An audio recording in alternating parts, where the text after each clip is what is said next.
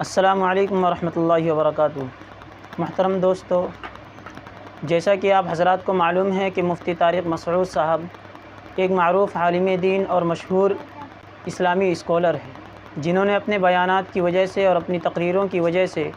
امت مسلمہ کے نوجوان طبقے کے دلوں کے اندر اپنی جگہ بنائی ہے۔ اور یہ بات بھی اپنی جگہ درست ہے کہ معروف شخصیات کو اور مشہور شخصیات کو جو دنیا کے اندر بہت زیادہ پاپولر اور مشہور ہوتے ہیں، ان کو کچھ موقع پر کچھ دنوں میں تنازعات کا اور ٹرول ہونے کا معاملہ آتا ہی رہتا ہے کہ لوگ ان کی ایک بات کو لے کر بہت زیادہ ان کو ٹرول کرنے لگتے ہیں۔ ایسا ہی ایک واقعہ مفتی صاحب کے ساتھ حالیہ دنوں میں پیش آیا ہے، جس کے اندر انہوں نے بیان کیا ہے، اور اس بیان کے کچھ ہی دیر کے بعد مفتی صاحب کے رجوع کرنے کی ویڈیو بھی سوشل میڈیا پر آ گئی۔ جب تک مفتی صاحب نے اپنی رجوع والی ویڈیو شیئر نہیں کی تھی، اس وقت تک تو لوگوں کے لیے حق تھا، لوگ یہ کہہ سکتے تھے کہ مفتی صاحب نے غلطی کی ہے،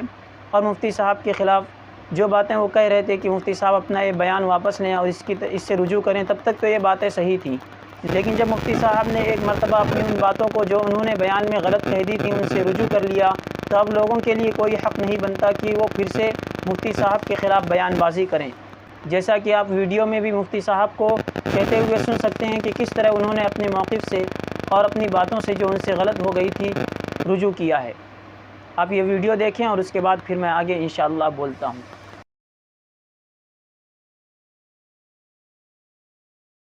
جیسا کہ آپ ویڈیو میں بھی مفتی صاحب کو کہتے ہوئے سن سکتے ہیں کہ کس طرح انہوں نے اپنے موقف سے اور اپنی باتوں سے جو ان سے غلط ہو گئی تھی رجوع کیا ہے۔ آپ یہ ویڈیو دیکھیں اور اس کے بعد پھر میں آگے انشاءاللہ بولتا ہوں۔ یہ غلط ہے، لیکن اس کو ٹھیک نہیں کیا گیا۔ یہ قرآن کا میں معجزہ بیان کر رہا تھا کہ جو گرامر کے لحاظ سے مسٹیک ہوئی وہ باقی رکھی گئی، لیکن بیان کے دوران ہی مجھے خیال ہوا کہ یہ لفظ جو تعبیر ہے، جو الفاظ ہے، میرے منہ سے غلط نکل گئے۔ وجہ اس کی یہ ہے کہ قرآن پہلے ہے، گرامر کے اصول بعد میں وضع کیے گئے ہیں۔ گرامر قرآن کو دیکھ کے لکھی گئی ہے، نہ کہ قرآن گرامر کا محتاج ہے۔ یہ ایک ایسی حقیقت ہے جس کو میں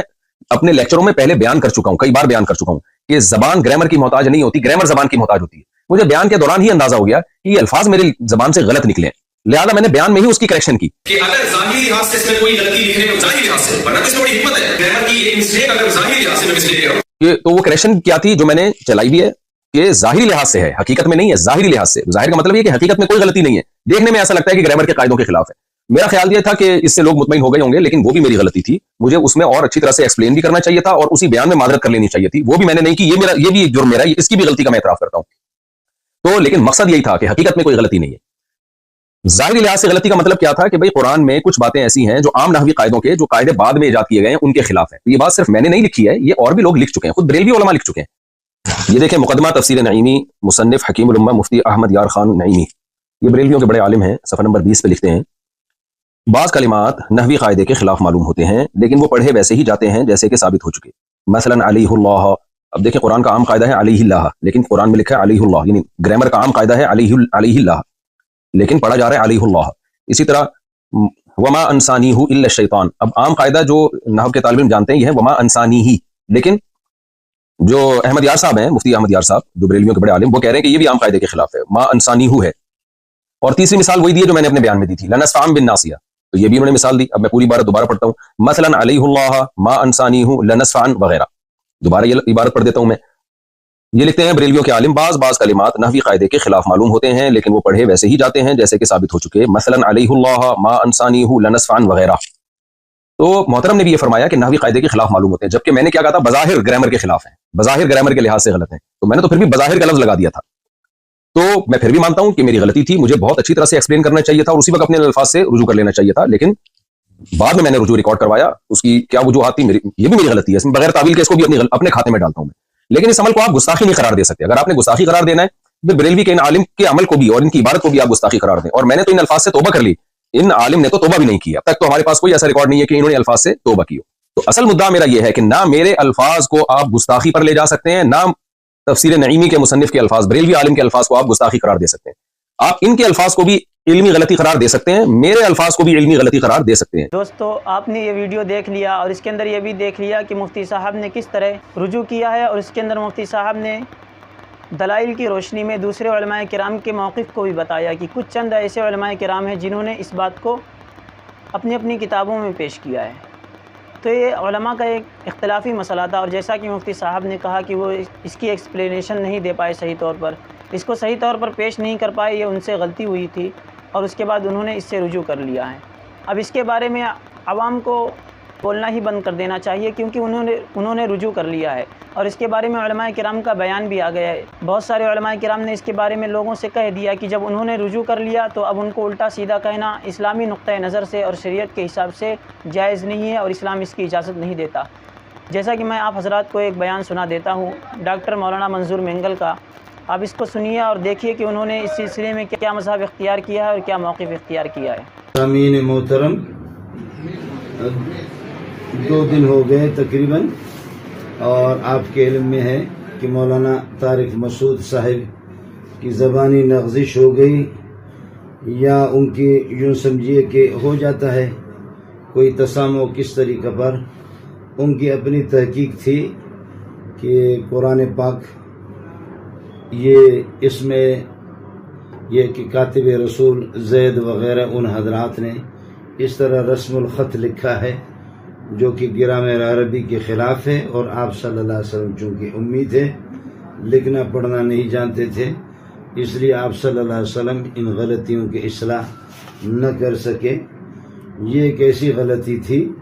کہ جس کی بنیاد پر پوری امت مسلمہ میں تشویش، اور یہ ہے کہ غم و غصے کے لہر دوڑ گئے، اور دارالعلوم دیوبند سے دیگر مختلف بڑے بڑے اداروں سے عوام کا جو رد عمل ہوا، اور یہ ہونا بھی چاہیے، چونکہ ایمان ہر انسان کے سینے میں ایمان کی حرارت موجود رہتی ہے۔ اس سلسلے میں میں سفر پہ تھا، اور میں نے بھی کچھ اپنی گزارشات مفتی صاحب سے عرض کی، اور اس میں امت غم و غصے میں اس کا رد عمل کا جو اظہار کیا وہ بہرحال جو ہو گیا سو ہو گیا، لیکن مفتی صاحب نے اب واضح طور پر بتایا کہ مجھ سے غلطی ہو گئی۔ انہوں نے اپنی اس بات سے رجوع کر دیا جس میں چاہے قرآن کی تحریف کی طرف اشارہ ہو رہا تھا، یا رسول پاک صلی اللہ علیہ وسلم کی شان میں گستاخی کی کوئی اس قسم کا شائبہ تھا۔ مفتی صاحب نے واضح طور پر ان سے رجوع بھی کر لیا، توبہ بھی کی، اور عوام سے معافی بھی مانگ رہا ہے، اور علماء سے اس کے بعد میں نہیں سمجھتا کہ ہم ان کے گھر کو یا ان کی جان کو یا ان کی اولاد کو کوئی نقصان پہنچائے، اس لیے کہ شرک سے بڑا یہ کہ گھناؤنا اور کبھی قسم کا عمل نہیں ہے۔ مشرک اللہ کا گستاخ ہوتا ہے، لیکن الا من تاب وآمن وعمل عملا صالحا، شرک سے توبہ کرنے کے بعد اللہ اس جرم کو معاف فرما دیتے ہیں۔ اس لیے ظاہر ہے کہ یہاں قرآن کے سلسلے میں جو گستاخی ہوگی نادانستہ طور پر، اور مفتی صاحب کی اپنی تحقیق تھی، اور یا دانستہ طور پر اب مفتی صاحب نے توبہ کر دیا۔ میرے دیوبندی حضرات ہوں، بریلوی حضرات ہوں، جماعت اسلامی، اہل حدیث، شافعی، مالکی، حنبلی، حنفی،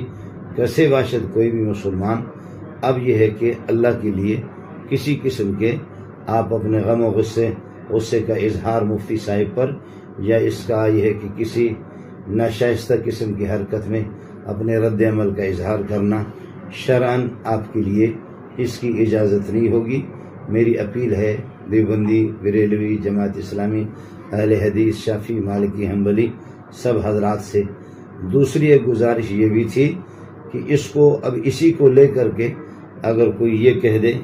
کہ دیوبندیوں نے گستاخی کی، اور اس کو کوئی بھی مسلک اس کو اچھالنے کی کوشش کرے، جب ظاہر ہے کہ اس نے رجوع کر لیا، اس سے توبہ کر لیا، لہذا یہ مسلکی اس قسم کے پھر دونوں طرف سے یہ کہ فائرنگ ایک دوسرے پر، اور اس طرح کسی کو بدنام کرنے کی، کسی مسلک کو، کسی فرد سے کوئی غلطی ہوگی کوشش کرنا، یہ عمل اخلاقی طور پر، شرعی طور پر اس کی گنجائش نہیں ہوگی۔ دوستو، آپ نے مولانا منظور مینگل صاحب کا یہ بیان سن لیا ہے۔ اب آپ لوگ اپنے ذہن میں ایک چیز رکھیے، اور اپنے نظروں کے سامنے ہمیشہ رکھیے کہ اسلام میں علماء کرام کی قدر بہت زیادہ ہے۔ اسلام علماء کرام کی قدر کرنے کی اہمیت کو بار بار بتلاتا رہتا ہے۔ ہاں، یہ الگ بات ہے کہ اگر علماء کرام کچھ غلط باتیں بتا دیں، کبھی ان سے غلطی ہو جائے، تو قرآن و حدیث کی روشنی میں رکھ کر ان کی باتوں کو پرکھا جائے گا، اور پھر اگر وہ قرآن و حدیث کے خلاف ہوئیں تو ان سے ان کی اصلاح کی جائے گی اور ان کو بتایا جائے گا کہ یہ چیزیں یہاں پر غلط ہیں، اور یہ کام بھی علماء کرام کا ہی ہے کہ جو صحیح علماء کرام ہیں جن سے غلطی ہو گئی ہے ان کی غلطیوں کو درست کریں، نہ کہ عوام کا کام ہے کہ علماء کرام کے خلاف بیان بازی کریں۔ ہاں وہ یہ کہہ سکتے تھے کہ مفتی صاحب اس سے رجوع کریں مہذب انداز میں اور باادب سلیقے سے، لیکن چونکہ اب مفتی صاحب نے رجوع کر لیا ہے اور علماء کرام نے بھی ان کی اس رجوع کی تائید کر دی ہے، تو اب سارے لوگوں کو خاموش ہو جانا چاہیے اور مفتی صاحب کو ٹرول کرنا بند کرنا چاہیے۔ ٹھیک ہے دوستوں، ملتے ہیں نیکسٹ ویڈیو میں۔ السلام علیکم ورحمۃ اللہ وبرکاتہ۔